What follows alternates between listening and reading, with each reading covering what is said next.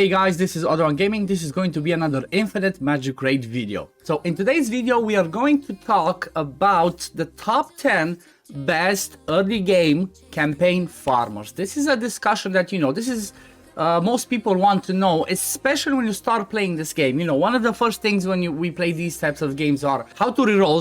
First of all, it's like, how do I reroll? Like, in case I don't get something good and I don't get a good start, is okay, I want to reroll. How do I do it? What's the fastest way to do it? And then the secondly is like, okay, who do I want to actually get when I'm rerolling for this type of thing? So if you haven't checked my reroll video yet, I'm gonna pin it either over there or over there, so you can go check it out and see how to do it the fastest way possible in order to get to the point where you pick, or where you get one of these ones that I'm going to talk about. And that's, like I said, the top 10, in my opinion, from what I've looked so far, top 10 best early campaign farmers. They help progress through the campaign, progress through the early dungeons, through basically everything. So let's jump straight into it, and let's start with one of the best, if not arguably the best one from the Dragon Tribe, and that is Melia. The reason why Melia is so amazing is because she brings 3 of the things that you want to find in your best campaign farmer. She has everything. Usually when you're looking for a campaign campaign farmer / early game carry, you're looking for somebody that has inbuilt counterattack, somebody has HP burn, somebody has lifesteal inbuilt in their kit. So these are the main things that you kind of want to try and find in them. Or usually, maybe if somebody else does really high damage, because I think actually I have somebody that actually does really high damage. But the reason why Melia is so good is because she brings all 3 of those. Like I said, she brings HP burning, counterattack, and the single target damage. That also has lifesteal. Basically, it's all about her passive. When she gets it, she has a 100% chance to land to place HP burn. On her A2, she has 2 hits, and then again she goes up to 70% chance to land the HP burn, and then she has the Valkyrie status. This is something that's really amazing. As soon as she activates this one, all of her skills change. Her A1 does something else. It can now do HP burn as well, and obviously after you skill them up, they become even better. A2, she does more hits with the chance of HP burn. A3, she always counterattacks.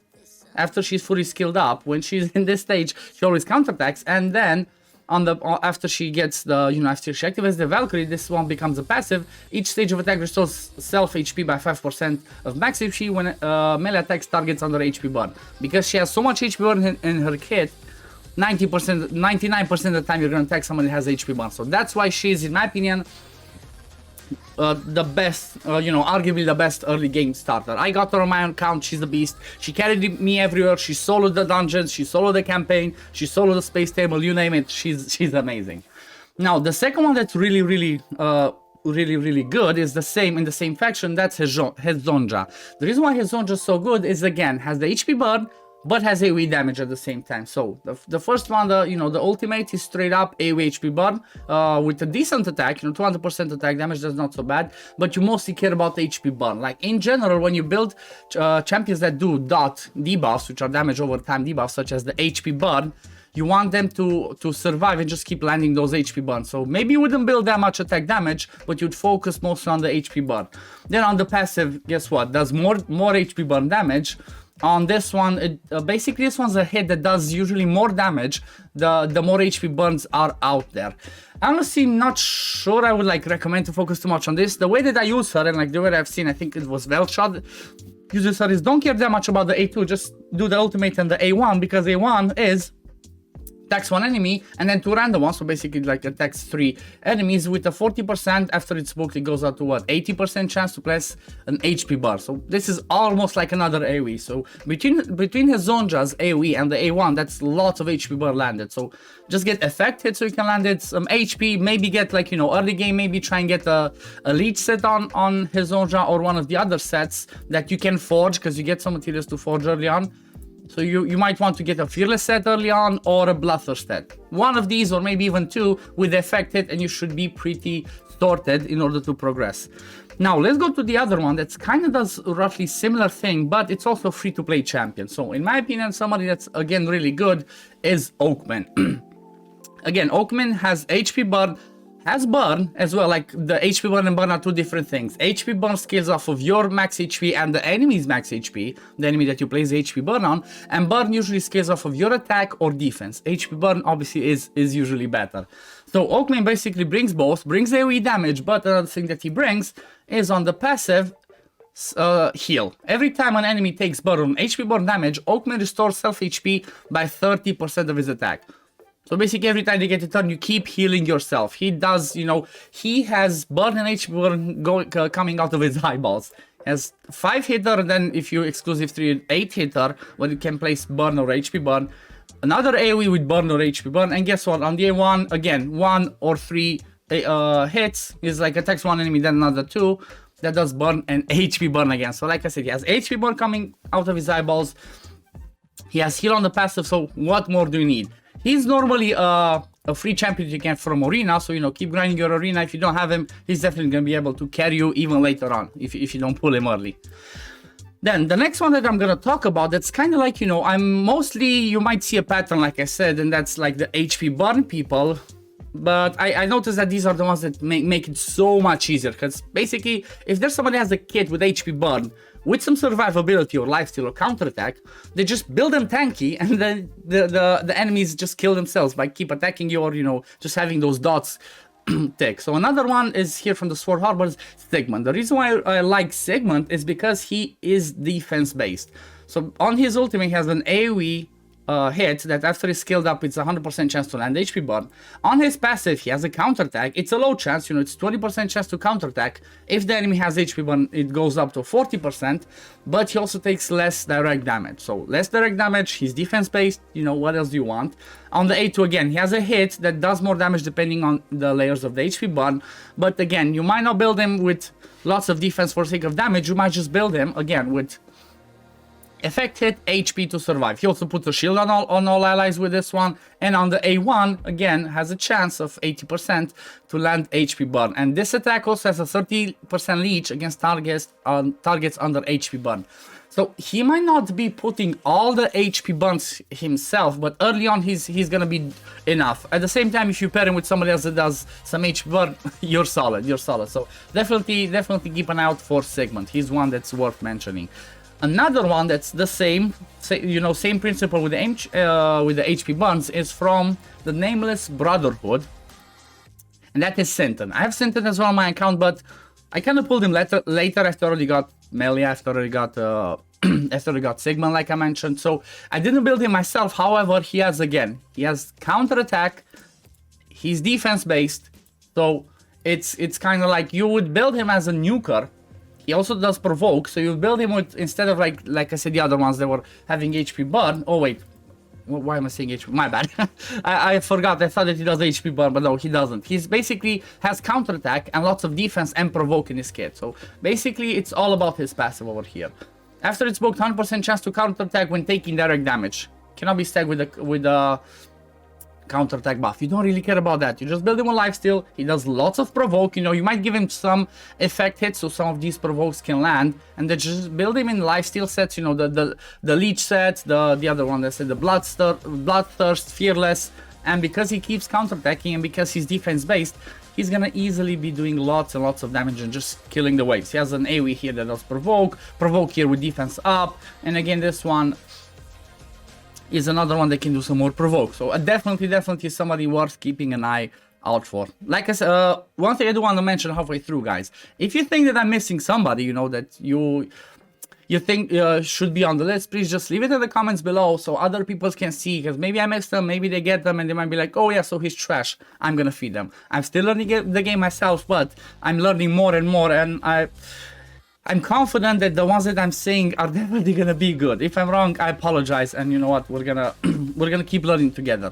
Another one in here that has a little bit of that has counterattack and inbuilt lifesteal is Turf. Maybe he's not, you know, he's not as good, or maybe he's overlooked compared to the other ones that are like, you know, the top tier ones, but he still is pretty good because on his A2 he does some poisons.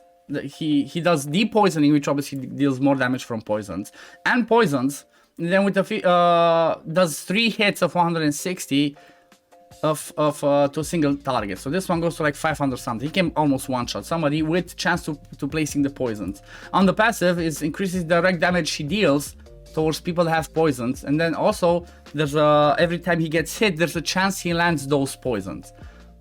The A2 is the one that has the counterattack, so basically he would give himself a shield first of all, which is amazing, and the counterattack. This one goes to a 3-turn cooldown, so he almost always has the counterattack on himself.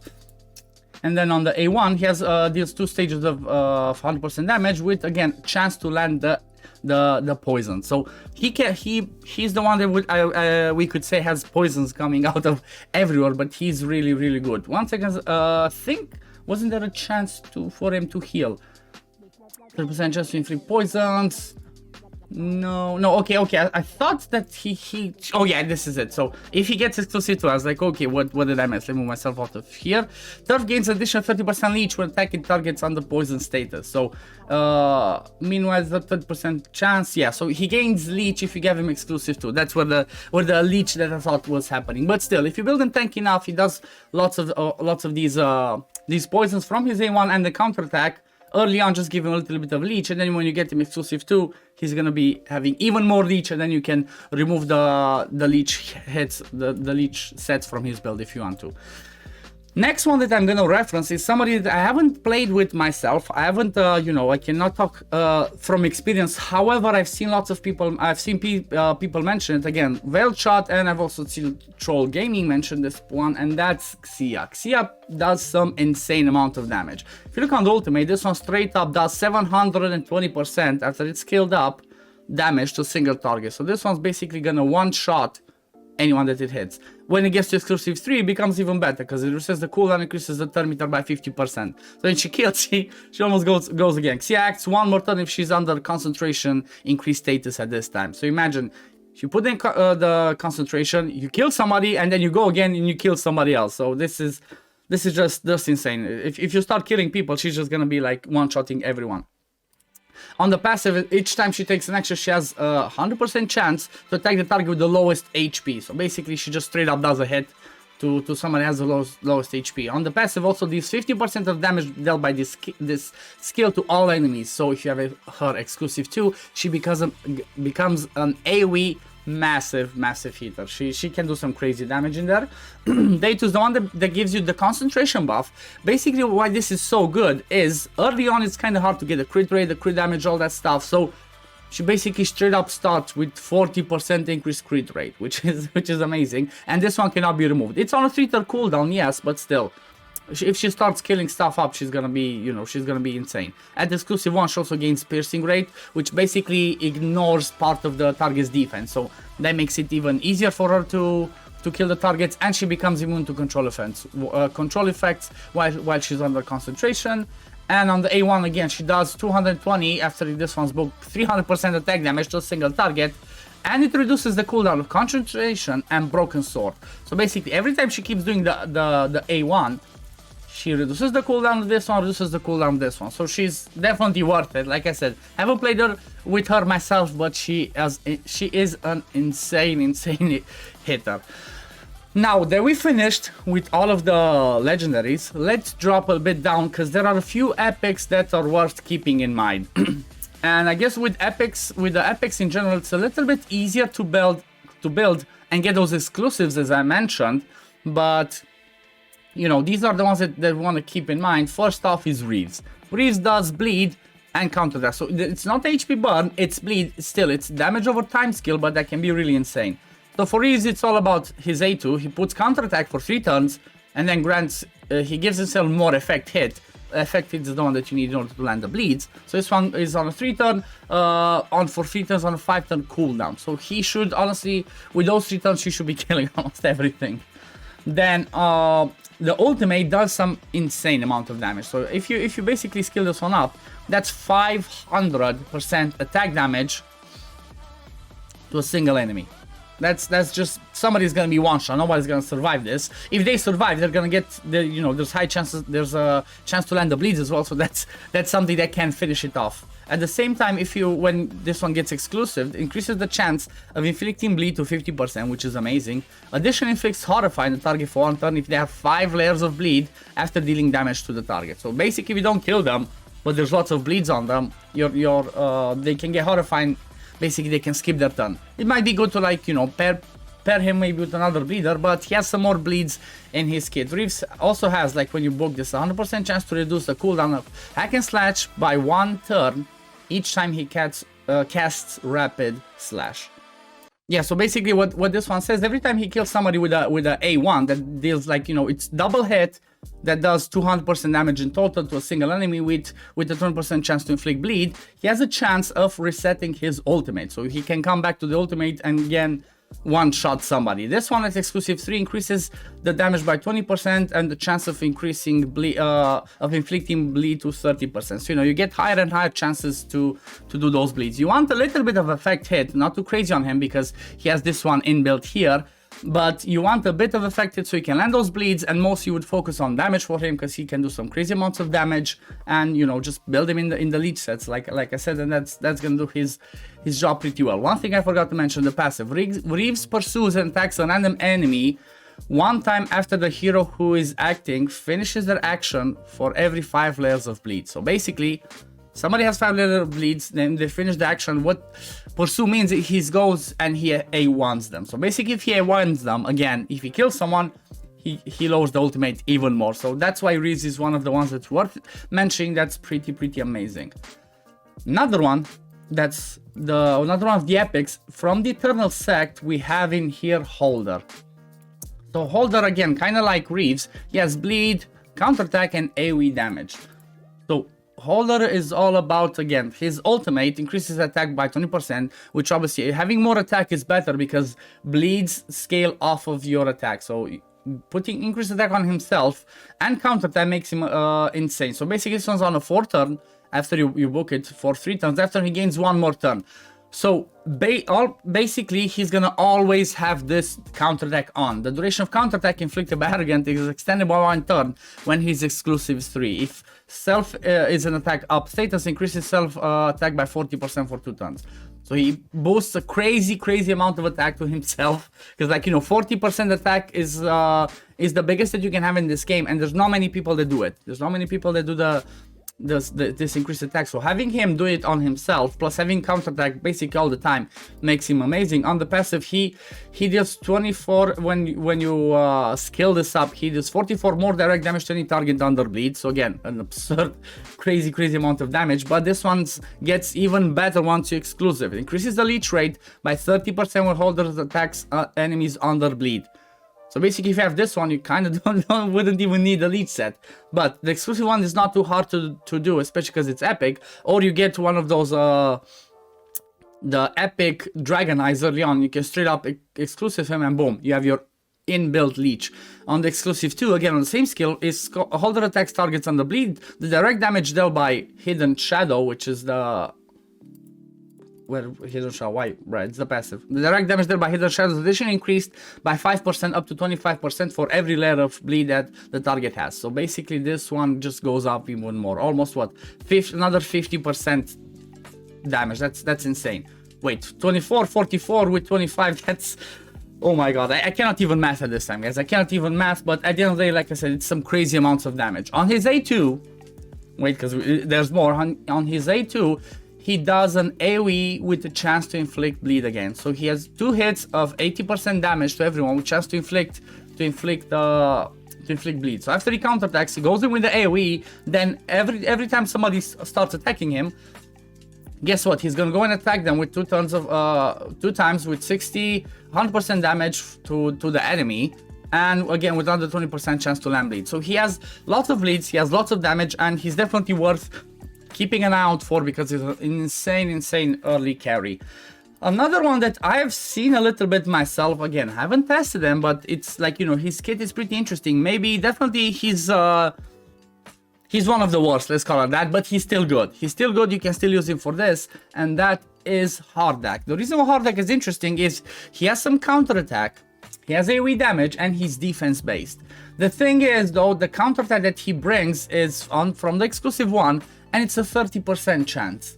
but even a 30% chance can be good enough, plus pair with the passive that he takes, he cannot be crit by people that have lower defense than him, makes him even better for the sake of survivability. Because you know what, him being a defensive nuker, you're gonna stack tons of defense on him. With some leech, he's gonna do some crazy damage. He has straight up an AoE on his ultimate. It's like 2 instances of 130 damage to all enemies. That can smack pretty hard.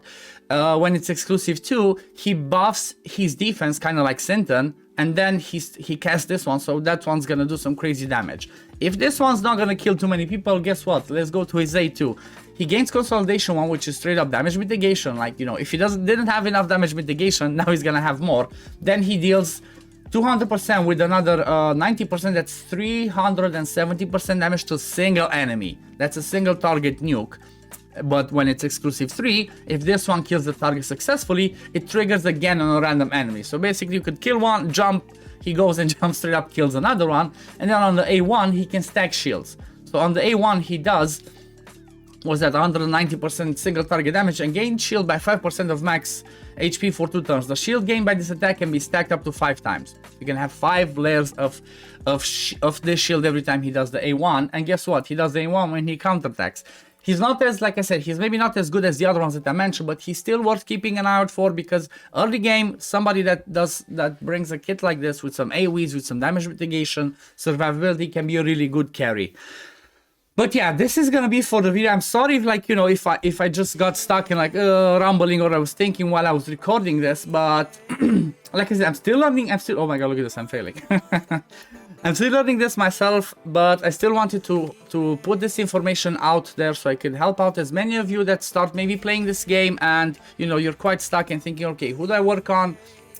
Who should I look for when I'm rolling? You know, there might be people that come to my channel from my main channel, the Raid Shadow Legend channel, like, okay, let me see what Oakman says, who's the best starter. So that's why I made this video. But if you're one of the other viewers that already knows a bit about this game and you think I forgot somebody, or I said something wrong in this video, I did give some bad advice, just leave it in the comments below so other people can see, and maybe, you know, at a later stage I could do an updated one, or maybe once there's more people released I could do an updated one, so I can always have the, you know, up-to-date information for people to see. But yeah, this is gonna be it for the video today, guys. Thank you for watching, and don't forget to like and subscribe if you like my content and my face. But yeah, thank you for watching, and I'm gonna see you all in the next one. Peace, love, take care everyone. Bye guys.